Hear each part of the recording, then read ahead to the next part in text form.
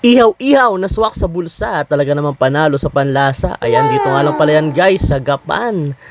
Alright, tara guys, at samahan nyo kami sa panibago na namang kainan at panibago na namang lapangan.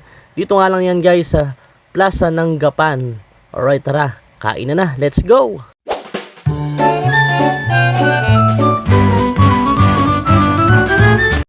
Ayan mga kaunggot, nandito nga pala kami ngayon sa Plaza ng Gapan. Ayan, nagpamasahe pa nga ako ng konti bago tumibog ng ihaw-ihaw. Ayan, at ito na nga guys yung kanilang ihaw-ihaw.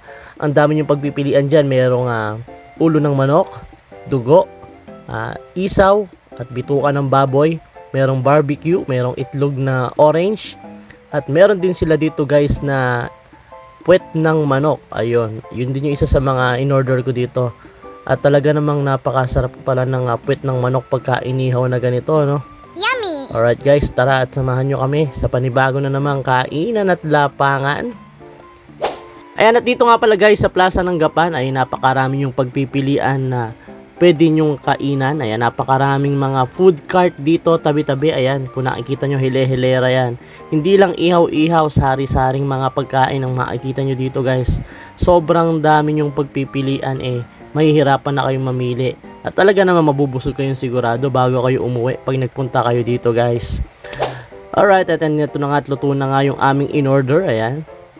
Wow! In-order kami ng mga sari-saring ihaw-ihaw. Pinaghalo-halo na namin yan at bahala na nga kung ano madampot. Yun na yung kakainin mo. Alright, ayan, at magkakainan na nga kami ng aking pamilya. Galing nga pala kami ngayon sa graduation ng aming anak. At medyo nabitin pa kami kaya eto, panibagong food trip na naman bago umuwi ng bahay. Alright, talaga namang napakasarap ng mga ihaw-ihaw na ganito. Lalo na pagka madalang mo talagang matikman. Talagang mami-miss mo yung mga ganitong pagkain talaga At ngayon ko nga lang din nalaman na meron palang mga ganito dito sa Gapan. Ang lapit namin sa Gapan pero bihirang-bihira ako mapunta dito. A few moments later. Ayan, nasimot na naman ang mga unggo. At this time uuwi na nga kami. Maraming salamat sa pagnood ng video. Thank you so much. Bye-bye!